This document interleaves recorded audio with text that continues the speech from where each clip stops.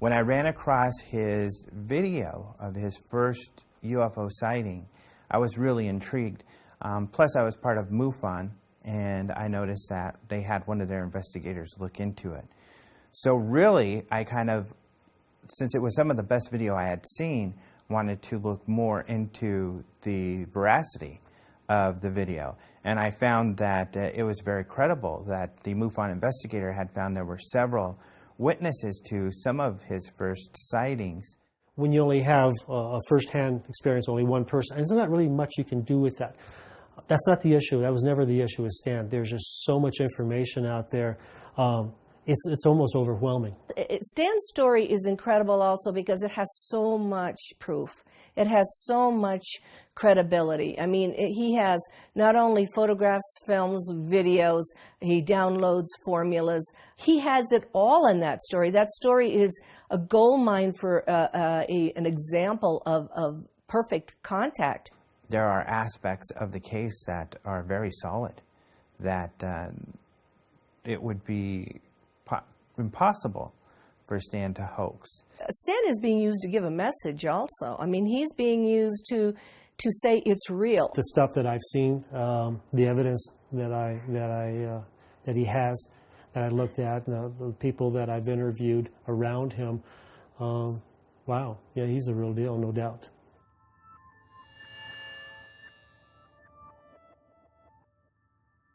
My name is Claude Swanson. I'm a physicist. Undergraduate degree in physics, MIT, class of 69, PhD in physics from Princeton, class of 76. I did engineering consulting with the government through consulting companies for 20 or 30 years. What got me into physics was my real true love, which is what's called unified field theory, which is like the theory of everything. It's like the deepest questions of science, how things really work. For me, the enduring thing is that if you put together this particular set of equations, you'd have to know a lot about physics. Okay, and from what I've seen of Stan, he doesn't. You'd have to know a lot. And there aren't many people who would be smart enough to be able to choose these particular equations and put them together. Most people would pick a random set of equations, or they pick something that looks complicated, that maybe has no meaning to it. These equations actually relate to propulsion and faster than light travel. I mean, I think one thing that they give is a sense of credibility to Stan. That if these equations are beyond what he could come up with on his own, then they are indication of a higher intelligence interacting with him.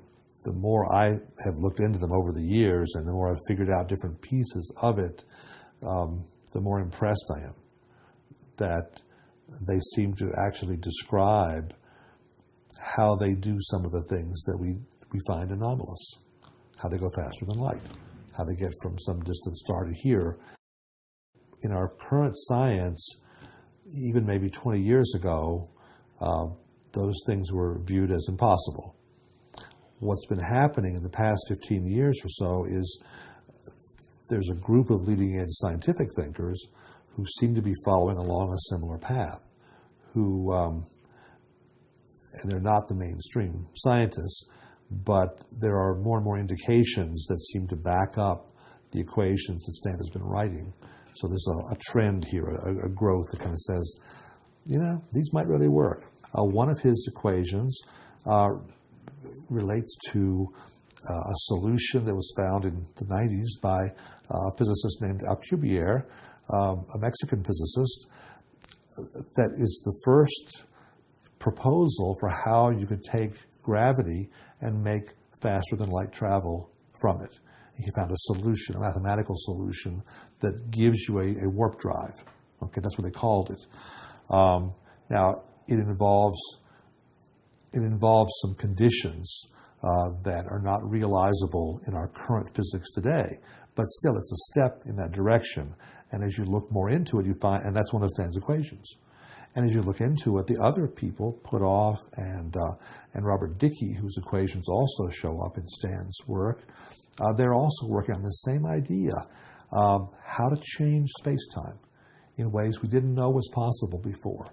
Right now, what I'm picking up is that there's a theme. And the theme is that it is possible to get from there to here.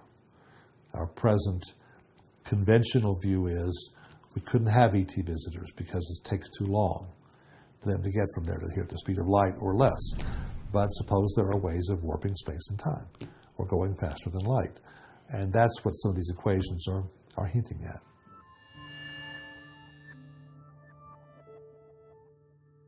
My first name is Stanislav.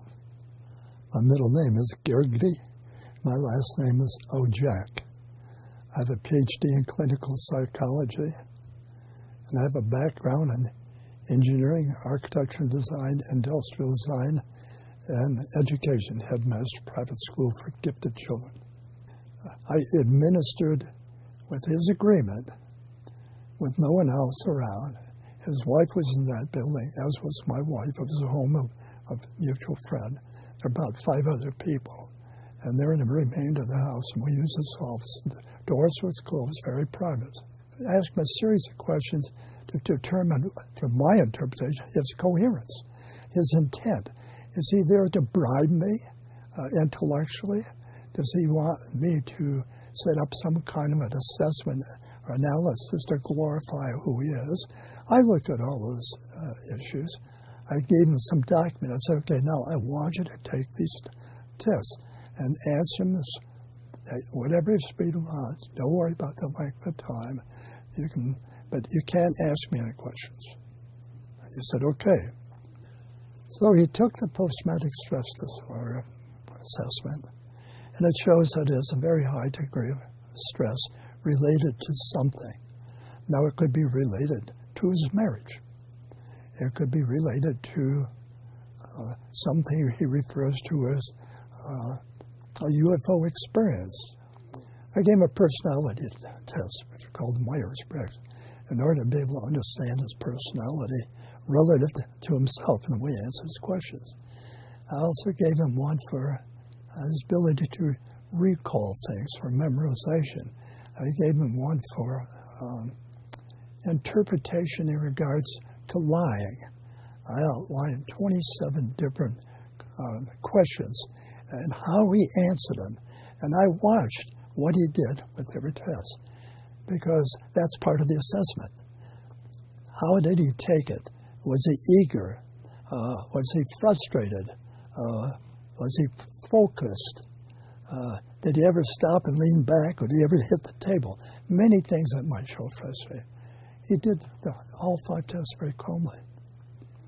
And when it was all through, it took, as I recall, almost 2 hours. When it was all through, he said, I'm through. How am I? I said, you look okay to me. He said, I said, I haven't assessed the test yet. How can I answer that? It's okay. Look at it, tell me. I said, it'll take longer than that. Because I have to look at it carefully and do an assessment.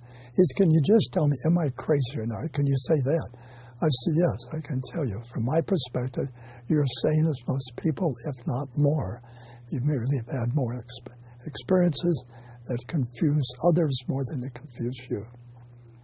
And what I explained to him, norm is not something that we can all agree upon.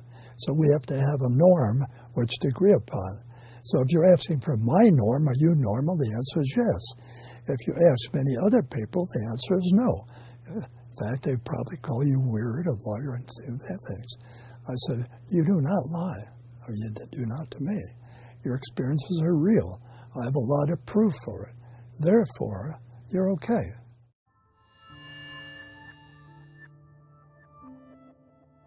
My name is Leo Sprinkle, R. Leo Sprinkle, PhD. I'm a counseling psychologist in the state of Wyoming.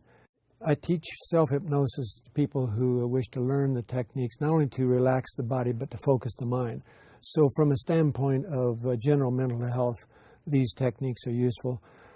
Some people may not like the word hypnosis, so if they don't like the word hypnosis, let's use meditation or daydreaming, image rehearsal for athletes, goofing off for teenagers. The task is to assist a person to recognize that within each person is more awareness, more knowledge than he or she may consciously be aware of. So on a scale of 1 to 10, with 1 being insignificant, 10 being the most significant ever, where does Stan's... 9. Stan